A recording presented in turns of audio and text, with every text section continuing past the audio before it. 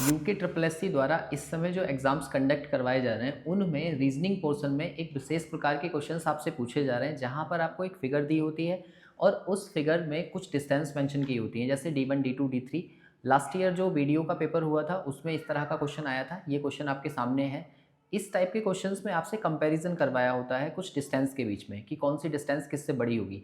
हालांकि इसको हम कैलकुलेट करके भी सॉल्व कर सकते हैं, बट हम इसे जल्दी से भी सॉल्व कर सकते हैं। तो किस तरह से आप इसे कैलकुलेट करके सॉल्व करेंगे और किस तरह से इसे जल्दी करेंगे, इस वीडियो में मैं आपको सिखाऊंगा। तो देखिए ज़रा, ये क्वेश्चन नंबर फर्स्ट आपके सामने है। आपको एक डायग्राम दिया हुआ है और उसमें कुछ मार्ग दिखाए गए हैं, जैसे ए एम बी मार्ग दिखाया है। तो यहाँ ए है और यहाँ से हम इधर जाएंगे पहले और फिर इधर जाएंगे। तो ये जो रास्ता हो गया ये हमारे लिए D1 है, क्वेश्चन में ऐसा दिया गया है। और आगे कहा गया है कि वृत्ताकार मार्ग ए बी दे रखा है एक आपको। तो ए बी मार्ग जो है उसको मैं दूसरे कलर से हाईलाइट कर रहा हूँ, देखो। ये यहाँ वाला रास्ता है, यहाँ से लेकर यहाँ तक का। और इसको हम क्या नाम दे रहे हैं, इसको हम नाम दे रहे हैं D2। और तीसरा जो रास्ता है हमारे पास वो है ARB, यानी कि यहाँ से पहले R तक जाएंगे पॉइंट तक और फिर R पॉइंट से B पॉइंट तक जाएंगे। और इस रास्ते को हम कह रहे हैं D3। तो आपसे ये कहा गया है कि आप इन तीनों रास्ते में से बताओ कि कौन सा विकल्प सही होगा। तो देखो, एक चीज़ आप याद रखना, मैं यहाँ पर आपको 2-3 पॉइंट्स बता रहा हूँ जिनके बेस पर आप क्वेश्चन सॉल्व कर सकते हो। जैसे ये वाला जो क्वेश्चन है ना, ये स्क्वायर का क्वेश्चन दे रखा है। तो अगर आपके पास कोई एक स्क्वायर है तो स्क्वायर की क्या पहचान होती है, उसकी चारों भुजाएं बराबर होती हैं। तो अगर चारों भुजाएं बराबर हैं तो आप एक बात सोचो, मान लो मैंने इसको 1 कहा और इसको भी 1 कहा, इनकी लेंथ मैंने सपोज अपनी तरफ से 1 मान ली। तो आप देखो, इसमें से ना 2-3 डिस्टेंस होंगी। एक तो होगा इसका विकर्ण। अब यहाँ पर आपको पता है 90 डिग्री होगा, है ना। अब ये इसका विकर्ण हो गया और एक कर्व मैं ड्रॉ कर लेता हूँ, एक कर्व इधर की साइड में ये हो गया। अब यहाँ से आप एक चीज़ सोचो कि अगर मैं ये डिस्टेंस सारी निकालने की कोशिश करूँ तो कितनी आएंगी। जैसे देखो, ये पहली वाली जो है ये इसकी साइड है। तो इसकी जो साइड है इसको मैं ए बी नाम दे देता हूँ। तो ए बी की जो लेंथ आ रही है वो आपके पास 1 आ रही है। और अगर मैं यहाँ से सी तक और जाऊँ तो ये रास्ता हो जाएगा यहाँ से यहाँ तक का। तो ये हो जाएगा आपका 1+1, यानी कि ए, बी और सी जो हो जाएगा वो 2 हो जाएगा। इसी के साथ मैं यहाँ से एक डिस्टेंस ये निकाल लेता हूँ जो कि AC है। अब AC तो इसका विकर्ण है। आपको पता है यहाँ पर 90 डिग्री है तो इसमें पाइथागोरस थ्योरम लग सकती है। मतलब इस वाले डिस्टेंस को निकालने के लिए 1 का स्क्वायर और प्लस 1 का स्क्वायर और उसका स्क्वायर रूट ले लेंगे हम। तो यहाँ से कितना आ जाएगा, √2। तो आप ये कहो कि यहाँ से जो AC डायगोनल आ गया वो हमारा √2 आ गया। और √2 की वैल्यू कितनी होती है, 1.41। इसको भी हमने नोट डाउन कर लिया। और एक तीसरा रास्ता है हमारे पास ये वाला जो कर्व बना हुआ है। अब आप एक बात बताओ कि ये यहाँ से लेकर यहाँ तक जो लाइन दे रखी है ए बी और ये जो हिस्सा है, तो अगर मैं इसको देखूँ तो ये एक चतुर्थांश ही तो है। चतुर्थांश मतलब क्या होता है, एक वृत्त और उसका चौथाई हिस्सा, यानी कि ये वाला हिस्सा। तो इसकी बात हो रही है। अब ये वाला जो हिस्सा है आप ये देखो कि यहाँ पर भी त्रिज्या है और यहाँ पर भी त्रिज्या है। तो मैं इसको कैसे निकाल सकता हूँ? अगर मुझे इस पूरे की डिस्टेंस निकालनी होती चारों तरफ की तो वो होती इसकी परिधि, जिसको हम क्या कहते हैं, 2πr। और अगर मैं उसका 1/4 कर दूँ तो ये सिर्फ इतना हिस्सा आ जाएगा यहाँ से लेकर यहाँ तक का। अगर मैं इसको कलर करूँ तो ये कुछ ऐसे दिखेगा, देखो यहाँ से यहाँ तक का। अब ये वाली जो डिस्टेंस है यही वाली डिस्टेंस तो है। तो आप एक बात सोचो कि अगर इसकी रेडियस कितनी है, 1 है, तो इसमें मैं 1 रख दूँ तो यहाँ से क्या मिलेगा, देखो इससे ये 2 टाइम्स कट जाएगा तो 1/2 आएगा। और इंटू पाई की वैल्यू कितनी है, 22/7। और इंटू रेडियस कितनी है यहाँ पर 1, तो यहाँ 1 लिख दिया। अब इस वाले 2 से इसको कट कर लो तो ये 11 टाइम्स कट जाएगा तो फाइनली मुझे मिलेगा कितना, 11/7। और इससे इसको हम कट करेंगे तो 7 से इसको डिवाइड कर लो, ये आ जाएगा 1.57। मतलब यहाँ से मुझे, अगर मैं यहाँ बीच में एक के पॉइंट दे दूँ तो एक डिस्टेंस मुझे मिल गई AKC इक्वल्स टू ये कितना आ गया, 1.57। ये सारी डिस्टेंस मैं आपको निकाल कर क्यों दिखा रहा हूँ, इसको ज़रा सोचो। देखो, पहली वाली जो डिस्टेंस थी वो ये वाली थी जो हम सिंपल इसकी साइड को देख रहे हैं और फिर रास्ता हमें इधर जाकर मिला। तो आप ये देखो कि अगर डायगोनल की बात करें तो ये सबसे सीधी लाइन है। मतलब जो स्ट्रेट लाइन होगी, स्ट्रेट लाइन मतलब सीधी लाइन का जो रास्ता है वो सबसे छोटा होगा। मतलब बाकी रास्ते जो है ना वो इससे बड़े होंगे। तो दूसरे रास्ते को देखो, अब एक रास्ता मेरे पास ये कर्व वाला था और एक ये स्ट्रेट वाला है। तो कर्व जो है, आप देखो अगर कर्व इस लाइन के पास है जो शॉर्ट वाली लाइन है, अगर इसके पास है तो इससे जस्ट बड़ा एरिया जो होगा, लेंथ जो होगा वो कर्व का होगा, और जो सबसे बड़ा है वो वाला लेंथ कौन सा होगा, जो परपेंडिकुलरली जा रहा है। मतलब ये इसको हम बोल सकते हैं परपेंडिकुलर डिस्टेंस, परपेंडिकुलर वे या पाथ। ठीक है, ये वाला जो पैटर्न है हमें फॉलो करना है इसे सॉल्व करने के लिए। तो अब देखो मैं क्या इसके बेस पर इस क्वेश्चन के ऑप्शन को एलिमिनेट कर सकता हूँ। देखो यहाँ से मुझे एक बात पता चल रही है कि ये जो रास्ता है जो यहाँ पर ए से लेकर बी तक जा रहा है, ये D1 है और ये सबसे लंबा रास्ता है। अगर ये सबसे बड़ा है तो बाकी के D2 और D3 इससे छोटे होंगे। इसका मतलब यहाँ देखो ये सबसे बड़ा है, यहाँ पर तो इक्वल है ये D2 के, तो आपको पता है D2 के इक्वल तो होगा नहीं, मतलब बी ऑप्शन एलिमिनेट हो गया। और यहाँ पर D1 सबसे बड़ा है और ये D2 के इक्वल है, तो ये भी एलिमिनेट हो गया। अब मैंने यहाँ से 2 ऑप्शन एलिमिनेट कर दिए।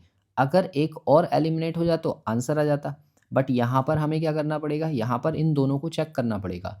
तो आपको D2 और D3 ये दोनों निकालने ही पड़ेंगे। यही बात मैं आपको बता रहा था कि अगर आप ऑप्शन एलिमिनेट कर भी देते हैं और 2 ऑप्शन आपके पास बच जाते हैं, तो फिर उस केस में आपको वैल्यूज़ फाइंड ही करनी पड़ेंगी।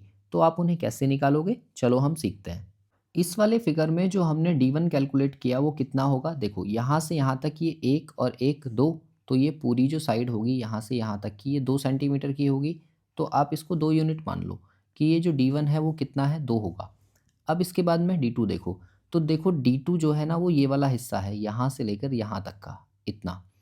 तो ये क्या है, ये है एक चतुर्थांश। अब यहाँ से देखो इसका एरिया हम कैसे निकालते हैं। अगर हमारे पास एक सर्कल पूरा दिया हुआ है तो उस सर्कल की डिस्टेंस, मतलब यहाँ से लेकर अगर आप भागना स्टार्ट करें इसके चारों तरफ और एक राउंड पूरा लगा दें, तो इसको हम क्या कहते हैं, इसकी परिधि। और परिधि क्या होती है, 2πr। एक वृत्त की परिधि होती है 2πr। अब यहाँ से देखो अगर मैं इसको 4 हिस्सों में कट कर दूँ, तो यहाँ से मैंने इसके 4 हिस्से बना दिए, तो ये जो पोर्शन बचा सिर्फ इधर वाला, इसको हम कहेंगे एक चतुर्थांश। ठीक है, और इस चतुर्थांश में यहाँ से लेकर यहाँ तक की जो डिस्टेंस है, इसको अगर मुझे फाइंड करना हो, ये वाली जो डिस्टेंस है यहाँ से यहाँ तक की, तो इसको मैं कैसे निकालूंगा, जितनी पूरी सरकमफेरेंस थी मेरी उसको मैंने 4 से डिवाइड कर दिया। 4 से डिवाइड क्यों किया, क्योंकि यहाँ पर 4 हिस्से हैं, एक हिस्सा ये, दूसरा ये, तीसरा ये, चौथा ये, तो 4 से डिवाइड कर दिया। तो इस 2 से ये 4 कट जाएगा, कितना आ जाएगा, हाफ पाई आर। अब इसमें अगर मैं वैल्यू भरूं तो पाई की वैल्यू होती है 22/7 और इंटू रेडियस। अब इसकी जो रेडियस होगी वो यहाँ से लेकर यहाँ तक की डिस्टेंस है, तो ज़रा सोचो इसमें यहाँ से लेकर यहाँ तक की जो डिस्टेंस होगी ये, यही तो रेडियस ली जाएगी, और ये 1 और 1 कितना लिया जाएगा, 2। तो यहाँ लिख लिया मैंने 2। इस वाले 2 से ये 2 कट जाएगा, तो कितना बचेगा, 22/7।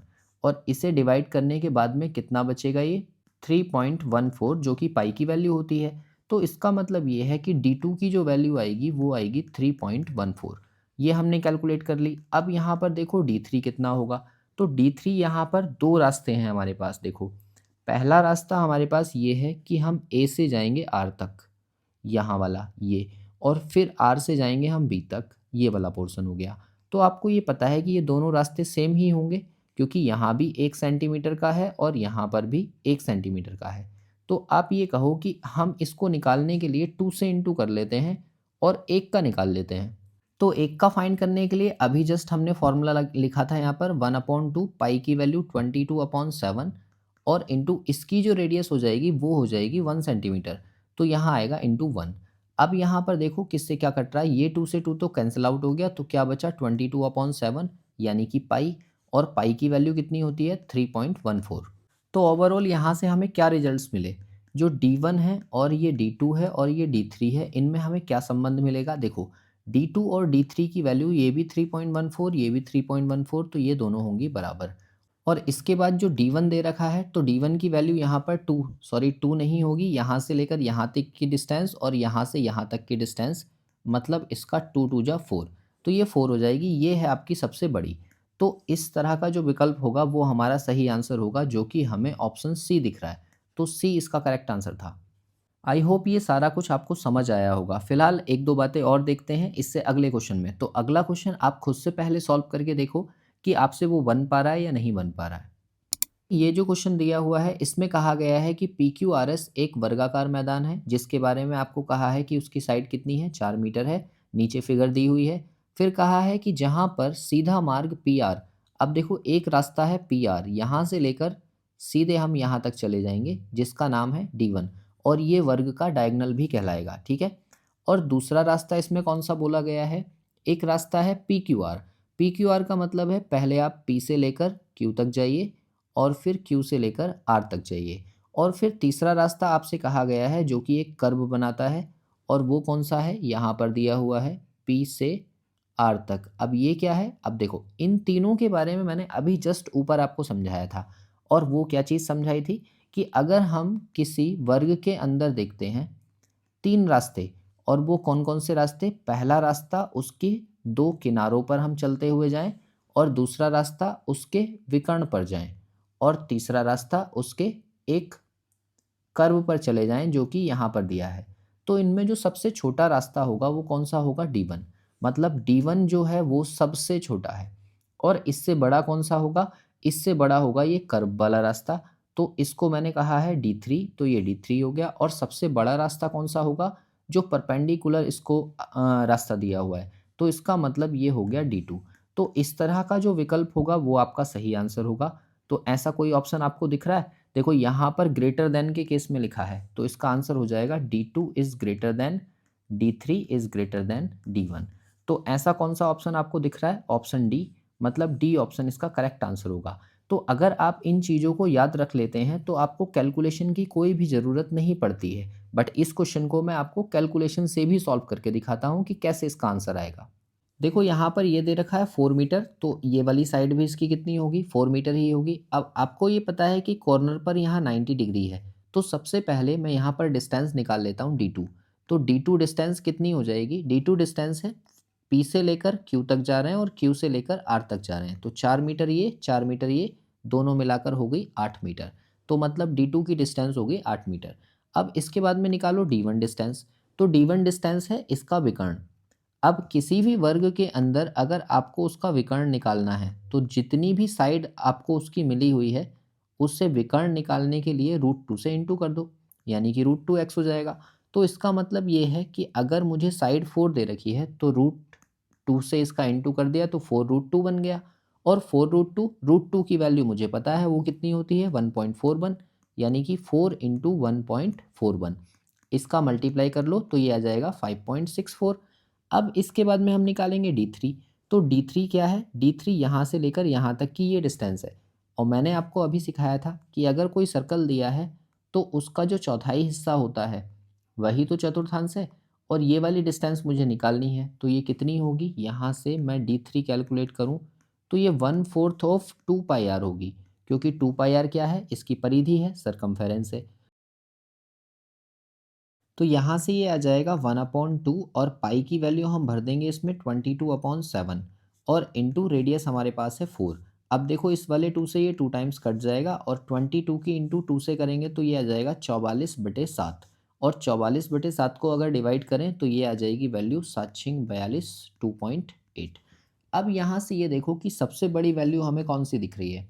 तो देखो यहाँ 6.28 लिखा है, यहाँ 5.64 लिखा है, और यहाँ पर 8 लिखा है।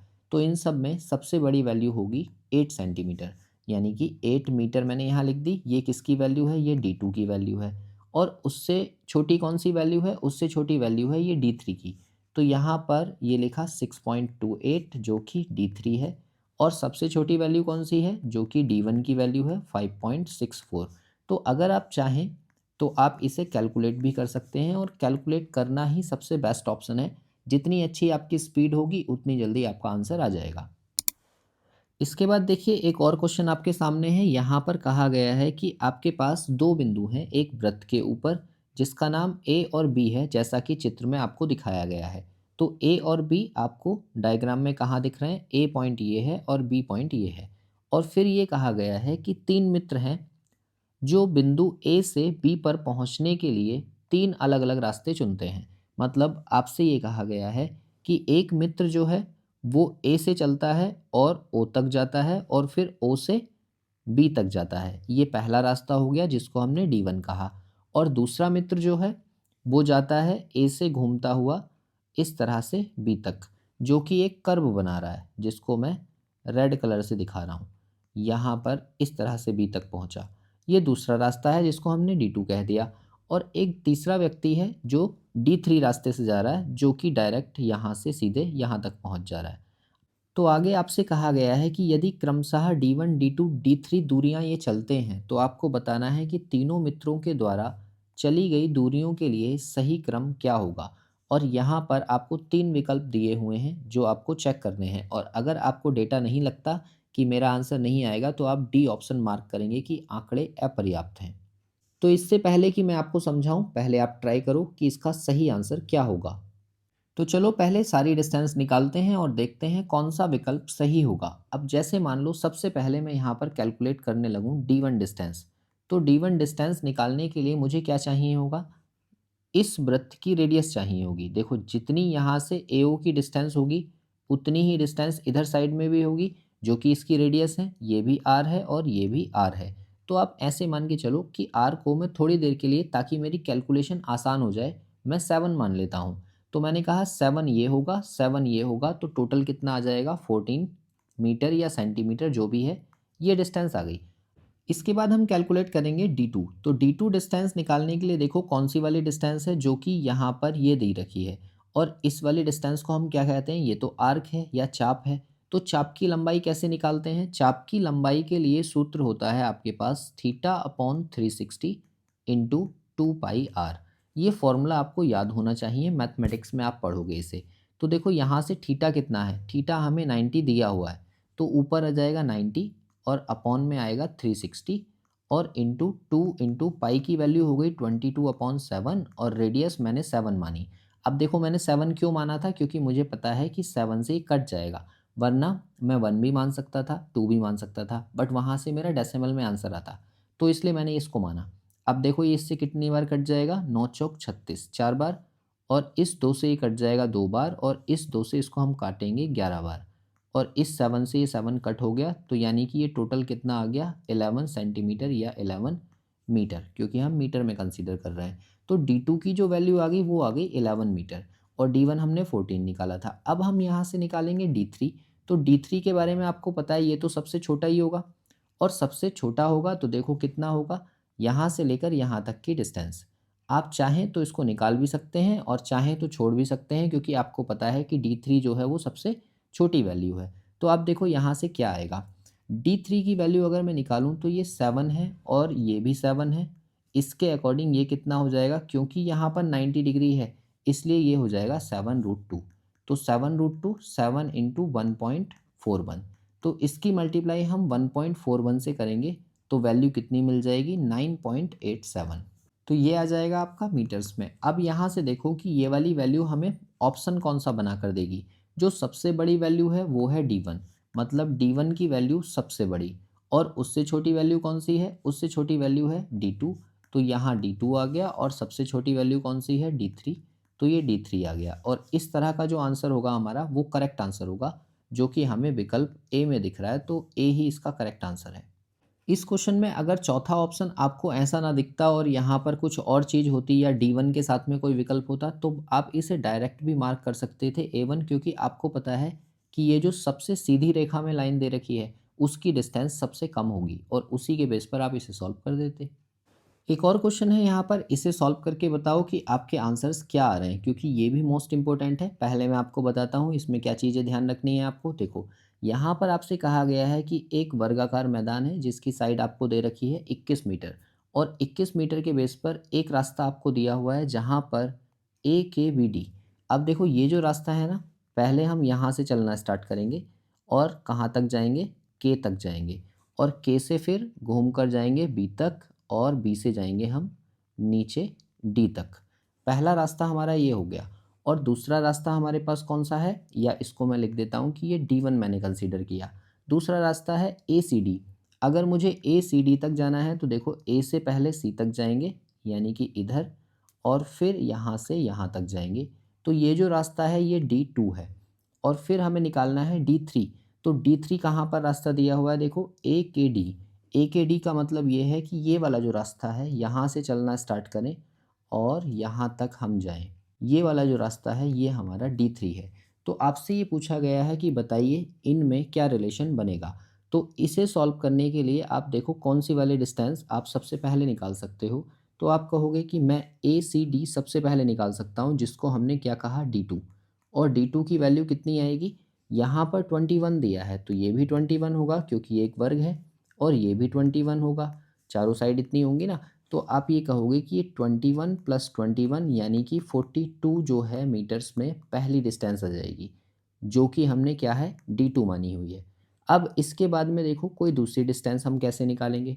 तो दूसरी डिस्टेंस निकालने के लिए सबसे पहले मुझे चाहिए ये वाला पार्ट, है ना, जो कि AK है। तो AK निकालने के लिए आप देखो इस सवाल को कैसे सॉल्व करोगे। सबसे पहले इसको यहाँ पर मिला लो कुछ इस तरह से, ऐसे ही इधर साइड में इसको मिला लो कुछ इस तरह से।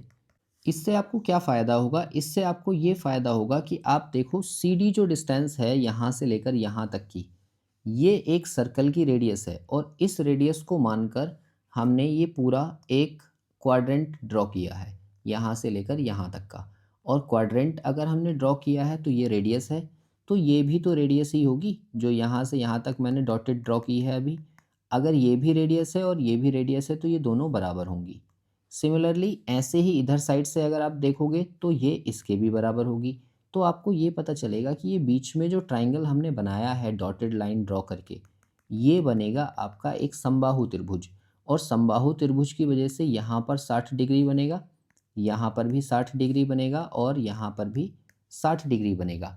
और इसकी वजह से क्या होगा, ये जो इसका कॉर्नर है एक जहाँ पर पूरा 90 डिग्री का एंगल बनना था, उसमें से ये वाला 60 हमने माइनस कर दिया, तो ऊपर को बचेगा यहाँ पर 30 डिग्री का एंगल। और बस यही हमें चाहिए था।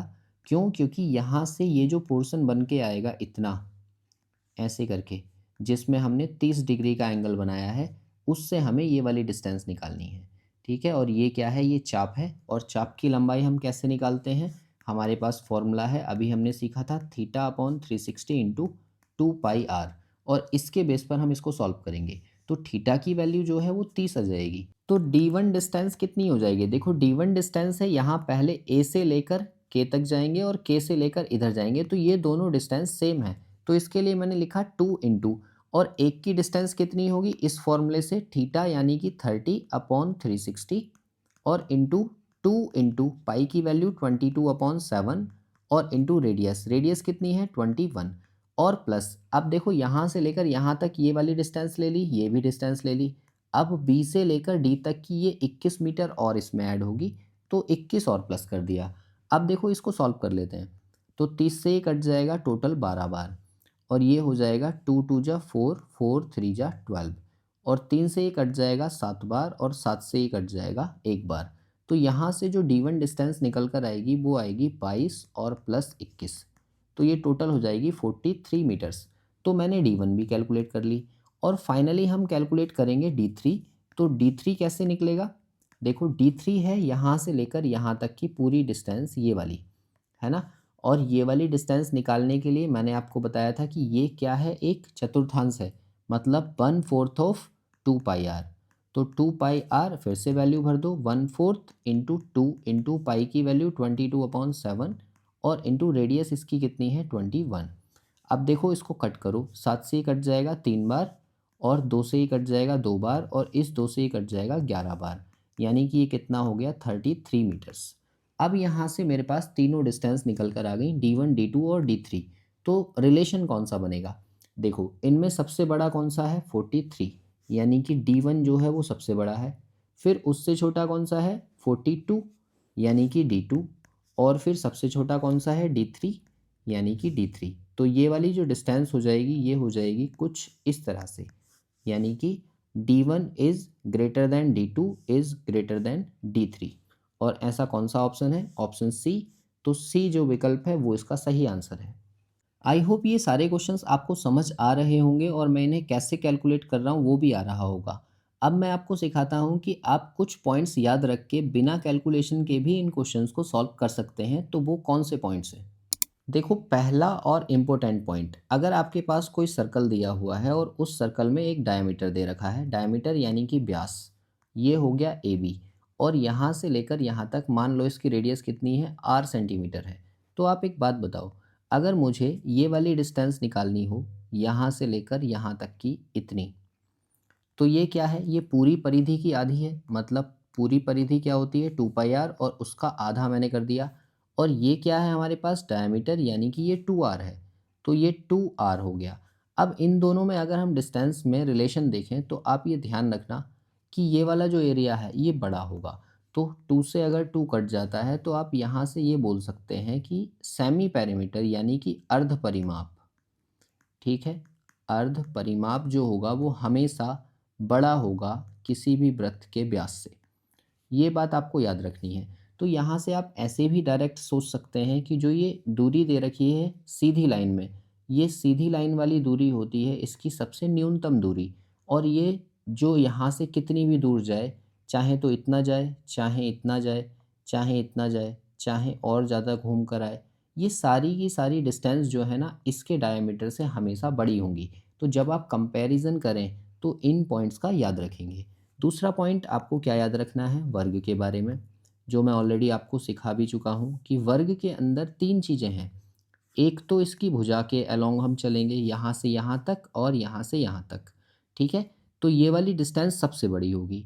और दूसरी डिस्टेंस होगी ये, इसको हम बोलते हैं विकर्ण। तो इसको मैं कह देता हूँ विकर्ण। और ये वाला जो है ये कर्व है, ठीक है।